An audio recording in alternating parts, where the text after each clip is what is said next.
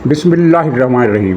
اسحاق ڈار کے بعد خواجہ آصف نے بھی اسرائیلی زبان بولنا شروع کر دی۔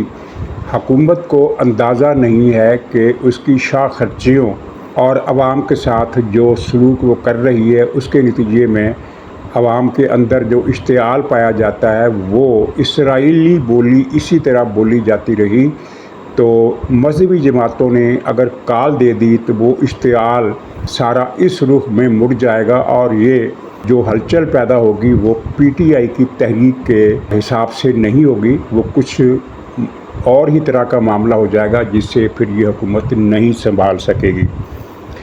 گنڈا پور نے جو بہت زیادہ سہما ہوا ہے، ڈرا ہوا ہے، ایک مرتبہ پھر کھوکھلی دھمکیاں دی ہے اور کہا ہے کہ میں چیلنج کرتا ہوں اس فرعون ریاست کو، انہوں نے فوج کو فرعون کا خطاب دیا، چیلنج کرتا ہوں کہ وہ آئینی طریقے سے ہماری حکومت گرا کر دکھائے۔ تو عرض یہ ہے کہ گنڈا پور صاحب دیکھ لیں گے جو ہوگا، لیکن یہ پتہ نہیں ہے کہ گنڈا پور صاحب کہاں سے دیکھیں گے، اپنے دفتر سے دیکھیں گے یا جیل خانے کے اندر سے دیکھیں گے۔ اور پھر پی ٹی آئی نے جو پارلیمانی پارٹی کا اجلاس بلایا اس کی اسٹرینتھ کتنی تھی، پی ٹی آئی والوں نے یہ بات نہیں بتائی، بہت سے ارکان نہیں آئے۔ اور پھر پی ٹی آئی کے چیئرمین گوہر خان نے عمران خان کے موقف کی نفی کر دی ہے اور سلمان اکرم خان کے موقف کی بھی نفی کر دی ہے، اور شاہ محمود قریشی سمیت پی ٹی آئی کے 5-6 گرفتار رہنماؤں کے موقف کی تائید کرتے ہوئے کہا ہے کہ اگر حکومت مذاکرات میں سنجیدہ ہو تو پی ٹی آئی حکومت سے مذاکرات کرنے کے لیے تیار ہے۔ یہ پی ٹی آئی کے سوشل میڈیا اور عمران خان کے اس موقف کی نفی ہے کہ جس کی تائید سلمان اکرم راجہ نے بھی کی ہے کہ مذاکرات صرف فوج سے ہوں گے، فوج تو اظہار لا تعلقی کر چکی ہے۔ مجھے لگتا ہے کہ آنے والے دنوں میں حکومت بھی مذاکرات میں عدم دلچسپی ظاہر کر دے گی یا صرف اسے ٹرخائے گی۔ اور پھر وہ بیرسٹر سیف و مشرف کا جو چیلا تھا، اب پی ٹی آئی کا لیڈر ہے، اس نے ایک حماقت کی جس پر اس کا شکریہ ادا کرنا بنتا ہے، کیونکہ اس نے عمران خان کی نفسیات کلر سائیکالوجی یاد کرا دی ساری قوم کو، اور اس کے لیے وہ شکریہ کے مستحق ہیں۔ تو ناظرین، اسحاق ڈار نے چند دن پہلے انٹرویو دیا جس میں اس نے کہا کہ اگر 2 ریاستی حل نکل آئے مسئلہ فلسطین کا تو پاکستان اپنے موقف پر نظر ثانی کر سکتا ہے، یعنی اسرائیل کو تسلیم کر سکتا ہے۔ اس بیان کی گرفت کی گئی مختلف حلقوں کی طرف سے، مذہبی سیاسی جماعتوں کی طرف سے بھی، کہ یہ ایک ایسا بیان ہے جو پاکستان کے کسی وزیر کو نہیں دینا چاہیے۔ اور جیسا کہ میں نے کہا، اسحاق ڈار مس فٹ ہیں اپنی وزارت میں، وہ خارجہ امور کے بارے میں کچھ نہیں جانتے، وہ خزانہ کے امور کے بارے میں بھی کچھ نہیں جانتے۔ اصل میں یہ حکومت کی غلطی ہے کہ انہیں غلط محکمہ دے دیا گیا ہے، انہیں محکمہ دینا چاہیے تھا۔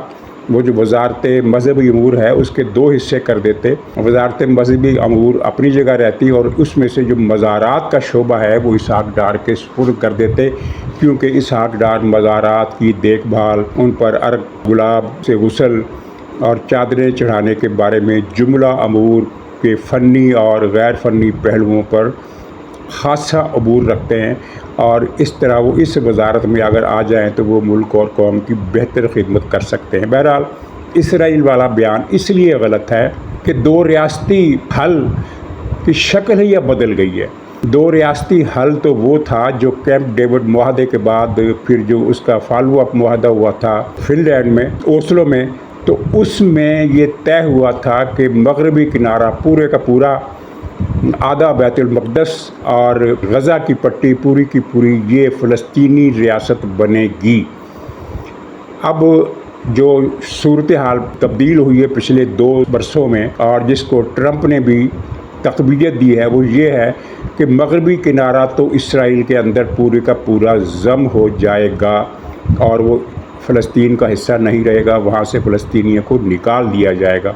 اور غزہ کے بارے میں یہ طے ہوا ہے، جو نظر آ رہا ہے کہ غزہ کے 70% رقبے پر پہلے ہی وہ ایک چھوٹا سا علاقہ ہے، پنجاب کی کسی تحصیل سے بھی چھوٹا علاقہ ہے، اس تحصیل کا بھی 60 سے زیادہ یعنی 70% کے قریب، بلکہ جو اطلاعات آ رہی ہیں وہ تو اس سے بھی زیادہ کی ہیں. 2/3 تو پہلے آیا تھا نا، اس کے بعد مزید علاقہ، چلیے ہم 2/3 مان لیتے ہیں کہ 70% رقبہ جو ہے وہ اسرائیل اپنے اندر انیکس کر لے گا، اور باقی جو 30% رقبہ بنے گا جس میں پاکستان کا جو چھوٹے چھوٹے شہر ہے، مثال کے طور پر بابو سابو لاہور کے نزدیک ایک چھوٹا سا قصبہ ہے، اس جتنا رقبہ رہ جائے گا غزہ والوں کے پاس، اور اس قصبے میں اس چھوٹی سی زمینی پٹی میں بہت ہی چھوٹے سے رقبے میں 15-20 لاکھ فلسطینی کسی صورت نہیں آ سکتے. زیادہ سے زیادہ 1.5-2 لاکھ فلسطینی وہاں رہ سکتے ہیں، اور باقیوں کو افریقہ یا دوسرے ملکوں میں، افریقہ کے کچھ ملکوں کے نام آ رہے ہیں کہ ان میں ان کو آباد کیا جائے اور غزہ سے یعنی ان کا وجود ختم کر دیا جائے. تو ایک چھوٹی سی تحصیل، تعلقہ جسے سندھی میں کہتے ہیں، ایک چھوٹا سا تعلقہ رہ جائے گا. تو کیا پاکستان یہ کہتا ہے، یہ مان رہا ہے کہ ہم اس تعلقے کو قبول کر لیں گے اور اس کے بعد اسرائیل کو تسلیم کر لیں گے، ابراہیم اکارڈ میں شمولیت اختیار کر لیں گے؟ اور اب خواجہ آصف نے بھی ایسا ہی بیان دے دیا ہے کہ اگر 2 ریاستی حل نکل آئے تو پھر ہم اپنے روایتی موقف کے بجائے موجودہ حالات کی مناسبت سے فیصلہ کریں گے. یہ کھلم کھلا اسرائیل نوازی ہے، اور ان کے پیچھے کہا جاتا ہے کہ شہباز شریف کی مرضی کے بغیر یہ بیانات نہیں دیے گئے، جبکہ پاکستان کی عسکری قیادت اس بارے میں مختلف سوچ رکھتی ہے. وہ اسرائیل کو تسلیم کرنے کی طرف نہیں جائے گی، جا بھی نہیں سکتی. اور اگر یہ لوگ اسرائیل کو تسلیم کرنے کی طرف گئے تو پاکستان کے اس وقت کے جو حالات ہیں وہ عوام اس میں ناراض ہیں، غصے میں ہیں اور مشتعل ہیں، جس کی وجہ حکومت کی معاشی پالیسی ہے. یہ بات ہر کوئی کر رہا ہے کہ شہباز شریف صاحب پاکستان کے سب سے مہنگے وزیر اعظم ہیں. وزیر اعظم ہاؤس کے خراجات، وزیر اعظم کے پروٹوکول کے خراجات، حد تو یہ ہے کہ اس بجٹ میں وزیر اعظم ہاؤس کے گملوں کے لیے بھی کروڑوں روپے کی رقم رکھی گئی ہے. یعنی وہ جو ایک محاورہ ہے نا کہ سائیں تو سائیں، سائیں کے جوتے بھی سائیں، سائیں کی گاڑی بھی سائیں، اور سائیں کا پتہ نہیں کیا وہ بھی سائیں. اور یہ یہاں یہی نظر آ رہا ہے کہ سائیں کے گملے بھی سائیں، یعنی وہ بھی قومی خزانے سے ان پر رقم اجاڑی جا رہی ہے. اور وزیر اعظم کا پروٹوکول جو ہے وہ کتنا خرچہ لیتا ہے، وزیر اعظم ہاؤس کے اخراجات میں کتنا اضافہ کیا گیا. آخر وزیر اعظم ہاؤس میں ایسا ہوتا کیا ہے؟ فیصلے تو کہیں اور ہو رہے ہیں، خارجہ فیصلے کہیں اور ہو رہے ہیں، فوجی فیصلے کہیں اور ہو رہے ہیں، خزانہ کے فیصلے کچھ اور کہیں اور ہو رہے ہیں. تو اس حکومت نے ایسا کیا پہاڑ ڈھانا ہے جس کے لیے وزیر اعظم ہاؤس کے اخراجات تاریخ ساز ریکارڈ پر پہنچ گئے ہیں؟ اور پھر وہ مجھے تو ان کے اخراجات دیکھ کر کبھی کبھی خیال آتا ہے کہ اگر شاہ ایران اب بھی حکومت کر رہے ہوتے، معزول شاہ جو وفات پا گئے جلا وطن ہونے کے بعد، اگر وہ زندہ ہوتے اور بدستور ایران کے بادشاہ ہوتے تو شرمندہ ہو کر رہ جاتے کہ میں کیا ہوں، اصل بادشاہی تو یہ ہو رہی ہے. تو یہ صورتحال ہے. پھر آپ نے تازہ ترین معاملات دیکھے کہ حکومت نے عوام، غریب عوام اور لوئر مڈل کلاس کے عوام کے لیے استعمال ہونے والی اشیاء ضرورت کو اتنا زیادہ مہنگا کر دیا ہے. اور سستائی کہاں کی ہے؟ ہر لگژری آئٹم جو ہے وہ سستا کر دیا گیا ہے. یعنی جو مہنگی گاڑیاں ہیں ان کی قیمتوں میں 1.5 کروڑ روپے کی کمی کر دی گئی ہے، جبکہ ایک لوئر مڈل کلاس کا، یہ مڈل کلاس کا آدمی قرضے لے کر، قسطیں بھر کے، کمیٹیاں ڈال کر ایک چھوٹی سوزوکی گاڑی لینا چاہے تو وہ اس کی قیمت کتنی زیادہ کر دی گئی ہے کہ اب وہ قسطوں اور کمیٹیوں پر بھی وہ یہ گاڑی نہیں لے سکتا. جبکہ عمراء کے لیے، طبقہ مترفین کے لیے، ایلیٹ کلاس کے لیے لگژری گاڑیاں جو کئی کروڑ روپے کی ایک گاڑی آتی ہے، ان کی قیمتوں میں 1.5 کروڑ کی کمی کر دی گئی ہے. اور اس طرح جتنا بھی لگژری سامان باہر سے آتا ہے، چاہے وہ کھانے پینے کا سامان ہے، گارمنٹس ہیں، پرس ہیں، بٹوے ہیں 10-10 لاکھ کے، ان سب پر ڈیوٹیاں جو ہے وہ 40 سے لے کر 50% تک کم کر دی گئی ہیں. یعنی اگر وہ پرس پہلے کوئی چیز، پرس یا جوتے یا اس طرح کی گھڑی یا کوئی اور یعنی جو لگژری آئٹمز ہوتے ہیں جن کی لسٹ سینکڑوں میں ہے، وہ اگر 10 لاکھ روپے کی آتی تھی تو اب وہ 6 लाख की मिलेगी, 4 लाख की मिलेगी, यानी लग्जरी आइटम्स इस हुकूमत ने सस्ते कर दिए हैं। तमाम लग्जरी आइटम सस्ते कर दिए, उन पर टैक्स की छूट दे दी गई है, उन पर रियायत दी गई है, उन पर ड्यूटियाँ कम कर दी गई हैं, ड्रास्टिकली कम कर दी गई हैं, और आवाम के ज़ेर इस्तेमाल हर चीज़ पर टैक्स लगा दिया गया है। तो ये एक आवाम के अंदर गुस्सा है, और ये गुस्सा पीटीआई कैश नहीं करा सकती। लेकिन अगर बात इसराइल की तरफ गई तो मजहबी जमातें जो काल देंगी, फिर वो पीटीआई वाले नज़ारे नहीं रहेंगे। अब ये हुकूमत के सोचने की बात है, वो क्या करना चाहती है और अमेरिका को खुश करने के लिए किस हद तक जा सकती है। और इन लोगों ने पहले भी एक अहमकाना तजवीज़ देकर पाकिस्तान का सर नीचा किया, और वहाँ जहाँ पाकिस्तान का सर नीचा किया वही जनरल हाफिज़ आसिम मुनीर के लिए भी खिफ़त का सामान पैदा किया कि ट्रंप साहब को नोबल इनाम दिया जाए। और ये तजवीज़, ये खुशामद, ये चापलूसी 100% इस हुकूमत का असासा थी। लेकिन पब्लिक ने यही समझा कि ये फ़ौज के कहने पर हुकूमत ने बयान दिया है, और यूँ फ़ौज के हिस्से में मुफ्त की बदनामी आ गई। अच्छा, अब मखसूस सीटों के फैसले के बाद पीटीआई की सारी बिसात ही उलट गई है। कौमी असम्बली में मुस्लिम लीग नून के अरकान की तादाद 124 या 25 या शायद 126 हो गई है। पीटीआई के अरकान की तादाद 79 रह गई है, और 75 पीपल्स पार्टी के हो गए हैं। लेकिन ये 79 रहते हुए नज़र नहीं आते। इनमें से कुछ लोग यकीनन आने वाले दिनों में आज़ाद हैसियत से जो मुंतखब हुए हैं, उन पर कोई पार्टी कंपल्शन नहीं, उन पर कोई फ्लो क्रॉसिंग लागू नहीं होगी, वो मुस्लिम लीग नून में और पीपल्स पार्टी में शामिल होंगे, और पीटीआई की पार्लिमानी तादाद है, स्ट्रेंथ है, उसमें बड़ी कमी आ जाएगी। तो इस डर से इन्होंने अपने अरकानी असम्बली से नए हलफनामे लिए हैं। तो भाई, पहले भी जिन लोगों ने कुरान पर हल्फ उठाए थे वो पीटीआई को छोड़ गए, और कुरान पर हल्फ उठाकर खिलाफ वर्जी करना आम हालात में तो ज़ाहिर एक बहुत ही तकलीफ दे और शर्मनाक और ऐसा फेल है कि जिस पर खुदा का कहर नाज़िल हो सकता है। लेकिन ये मसला पीटीआई वालों के लिए कुछ और है। पीटीआई वाले तो कुरान छोड़, वो तो खाना काबा में जाकर भी झूठ बोलते हैं, वो तो मस्जिद नबवी में भी जाकर गालियाँ बकते हैं। तो पीटीआई के जिन लोगों ने कुरान पर हलफ दिए हैं वो तो हलफ झूठे थे, वो तो कुरान को मानते ही नहीं हैं, वो तो खाना काबा को मानते ही नहीं है। वो तो खाना काबा में भी गार हिरा में गया और वहाँ इमरान खान की तस्वीरें लगा कर आ गए। कोई मुसलमान गार हिरा में जाकर इमरान खान या किसी की भी तस्वीर लगा सकता है, किसी का नारा लगा सकता है, लिख सकता है। ये पीटीआई वाले करते हैं, और इनके कुरान उठाने की भी कोई अहमियत नहीं, क्योंकि इनका कोई दीन, ईमान, ज़मीर कुछ भी इनके पास नहीं है। और अगर ये लोग मुस्लिम लीग नून में शामिल हो जाते हैं और पीपल्स पार्टी में शामिल हो जाते हैं तो इसमें ताज्जुब की कोई बात नहीं। और ये जो हल्फ उठाने के लिए इजलास बुलाया गया था, पीटीआई वाले बताएं कितने अरकान कौमी असम्बली थे जो इसमें शरीक नहीं हुए, नहीं आए, कोई ना कोई बहाना कर दिया। किसी ने बहाना करने की भी ज़रूरत महसूस नहीं की, बस सिंपली वो आया ही नहीं और इतला भी नहीं दी कि मैं नहीं आ रहा। तो ये तो इस पार्टी की हालत हो गई है। और इसमें फिर तहरीक चलाने के बाद भी हुई, वो तो खैर एक मजाक है कि पीटीआई की क़यादत के अंदर जो इजलास होते हैं उनमें सब हाथ खड़े कर देते हैं कि जनाब तहरीक नहीं चल सकती, लेकिन प्रेस कॉन्फ्रेंस में कहेंगे कि खान ने हुक्म दे दिया अब तहरीक चलेगी।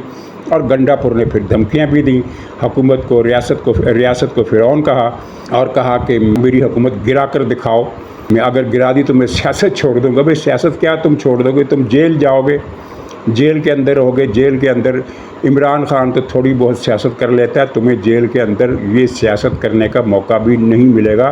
तुम्हें जेल जाने की प्रैक्टिस करनी चाहिए। ये जो इतना मोटा जिस्म है तुम्हारा 18 मन का, इसकी चर्बी जेल में ही घुलेगी। और फिर उसने कहा कि गोली का जवाब गोली से, और ये कोई नई बात नहीं, ये पहले भी वो बार बार कह रहा है। हुकूमत गैर ज़रूरी तौर पर इसके बयान पर रद्द-ए-अमल देती है, जैसा कि तलाल चौधरी ने दिया कि अगर इस मरतबा इस्लामाबाद पर हमला किया गया तो पहले से ज़्यादा सख्त जवाब दिया जाएगा। अर्ज़ यह है कि पीटीआई अब इस्लामाबाद पर जलगार करने के काबिल नहीं रही। उनके अंदर की जो धैम पटैस है और जो उनकी वर्कर्स की कमज़ोरी है, स्ट्रेंथ टूट गई है इनकी।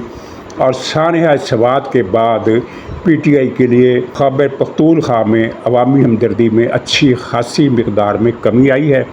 और आखिर में बैरिस्टर सैफ का शुक्रिया اس نے کہا کہ گنڈا پور کی صفائی دی اور کہا کہ اگر سانحہ سوات پر گنڈا پور کو استعفیٰ دینے کا مطالبہ یہ لوگ کر رہے ہیں تو میں مریم نواز سے مطالبہ کروں گا کہ وہ سانحہ مری پر استعفیٰ دیں، کیونکہ سانحہ مری مریم نواز کے دور میں ہوا تھا اور اس کو بیرسٹر سیف کو دروغ گو را حافظہ نہ باشد، اس کو کوئی بات بھی یاد نہیں رہتی۔ یہ سانحہ مری جو تھا یہ عمران خان کی دور حکومت میں پیش آیا تھا جنوری 2022 میں، یعنی آج سے 3.5 سال پہلے یہ سانحہ عمران خان کے دور حکومت میں پیش آیا تھا اور اس پر عمران خان سے استعفے کا مطالبہ کیا گیا تھا۔ تو یاد دلانے والی بات یہ ہے کہ جو کچھ گنڈا پور نے کیا کہ 2 گھنٹے تک لوگ مدد مانگتے رہے، انہوں نے ہیلی کاپٹر نہیں بھیجا، ریسکیو ٹیمیں نہیں بھیجی۔ ریسکیو ٹیمیں اگر بھیجنے کا حکم جاری کر دیا جاتا جب ان کو اطلاع ملی تھی تو ریسکیو ٹیمیں زیادہ سے زیادہ آدھے گھنٹے میں، چلیے مان لیتے ہیں کہ 1 گھنٹے میں پہنچ جاتی، تو اگلا 1 گھنٹہ ان کو بچانے کے لیے بہت کافی تھا، وہ جانیں بچ سکتی تھی۔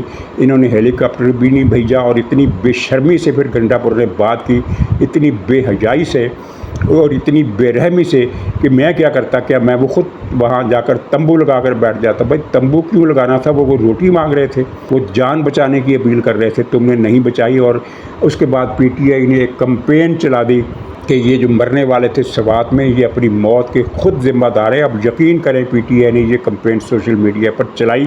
میں ان لوگوں سے مخاطب ہوں جو سوشل میڈیا نہیں دیکھتے۔ یہ کمپین پی ٹی آئی نے چلائی کہ مرنے والے خود اپنی موت کے ذمہ دار تھے، وہ کیوں گئے وہاں، اس طرح کی باتیں کی۔ تو بات یہ سیف کی تھی، اس سے یاد آیا کہ پی ٹی آئی کا کلچر ہی یہی ہے۔ عمران خان نے جو نفسیات بنائی ہے اپنی بھی اور اپنے کارکنوں کی بھی، وہ یہی ہے کہ مرنے والوں کی موت پر مذاق اڑاؤ۔ اور مری میں جو سانحہ ہوا تھا یہ تو چند گھنٹوں کا مسئلہ تھا، مری میں وہ ساری رات اپیلیں کرتے رہے، 8-10 گھنٹے تک ان کی طرف سے مدد مانگی جاتی رہی۔ عمران خان ہنستا رہا اور کہتا رہا کہ مرنے دو، ان کمبختوں کو مرنے دو، یہ کیوں آئے ہیں اس برف باری میں مری کی سیر کرنے، اب مرے۔ اور عمران خان نے مدد نہیں ہونے دی، کسی بھی ادارے کو اس نے اجازت نہیں دی کہ وہ مری میں جا کر لوگوں کی مدد کرے، اور وہاں درجنوں لوگ سردی میں ٹھٹھر کر مر گئے، انتہائی اذیت ناک موت مر گئے۔ اور یہ وہی عمران خان ہے، جب ملتان میں اس کا جلسہ تھا تو سٹیج کا ایک حصہ ٹوٹ گیا جس سے 7-8 آدمی نیچے گر کے مر گئے، اور عمران خان وہاں سے روانہ ہو گیا۔ لوگوں نے کہا کہ آج 7-8 آدمی مر گئے ہیں، آپ رک کر ان کی ہمدردی میں بیان دو۔ تو عمران نے کہا کہ مر گئے تو میں نے مارے ہیں، میں کیوں بیان دوں؟ یہ عمران خان وہ بدبخت انسان ہے جس کے اندر سوائے درندگی اور بہیمیت کے کچھ نہیں رکھا ہے۔ اور پھر یہ وہی عمران خان ہے، جب کوئٹہ میں ہزارہ قبیلے کا قتل عام ہوا تو اس نے وہاں جانے سے انکار کر دیا کہ میں کیوں جاؤں جنازے پر، میں کیوں جاؤں ہمدردی کرنے کے لیے، وہاں سے بھی انکار کیا۔ اور یہ وہی لعنتی انسان ہے کہ جب اس نے وزیر آباد کا مارچ کیا تو ایک خاتون صحافی اس کے ٹرک کے نیچے آ کر کچلی گئی، تو لوگوں نے کہا کہ 2 منٹ ٹرک روک دیں تاکہ اس حادثے پر یعنی تأسف ظاہر کیا جا سکے۔ ظاہر ہے یہ قتل پی ٹی آئی والوں نے تو نہیں کیا تھا، جان بوجھ کر پی ٹی آئی کے ایک ورکر نے دھکا دے کر ہٹانے کی کوشش کی تھی، اس کا مقصد اس کو قتل کرنا نہیں تھا، لیکن وہ دھکا اس خاتون کے لیے مہلک ثابت ہوا اور وہ ٹرک کا پہیہ، پچھلا پہیہ اس کے اوپر سے گزر گیا اور بیچاری وہی جاں بحق ہو گئی یا شہید ہو گئی۔ تو عمران خان نے اس وقت بھی ٹرک روکنے سے انکار کر دیا اور کہا کہ مر گئی ہے تو میں نے ماری ہے، یہ عمران خان ہے۔ تو یہ ساری باتیں ظاہر ذہن میں نہیں تھیں، لیکن جب بیرسٹر سیف نے بونگی ماری اور عمران خان کے اس قاتلانہ واردات کا ملبہ مریم نواز پر جڑ دیا، ان کے کندھوں پر رکھ دیا، تو پھر یہ باتیں بھی یاد آ گئی۔ تو اب اپنے انجام کو یہ پہنچ رہا ہے عمران خان، اور یہ سب غلط فہمیاں جو ٹی وی چینلز پر بیٹھے لوگ پھیلا رہے ہیں وہ صرف اس لیے پھیلا رہے ہیں کہ اگر اس طرح کی غلط فہمیاں نہیں پھیلائیں گے تو ان کے ٹی وی پروگرام دیکھے گا کون، ورنہ عمران خان اپنے انجام کی طرف تیزی سے گامزن ہے۔ ناظرین اجازت دیجیے، انشاءاللہ اگلے ولاگ میں پھر ملاقات ہوگی، تب تک کے لیے خدا حافظ۔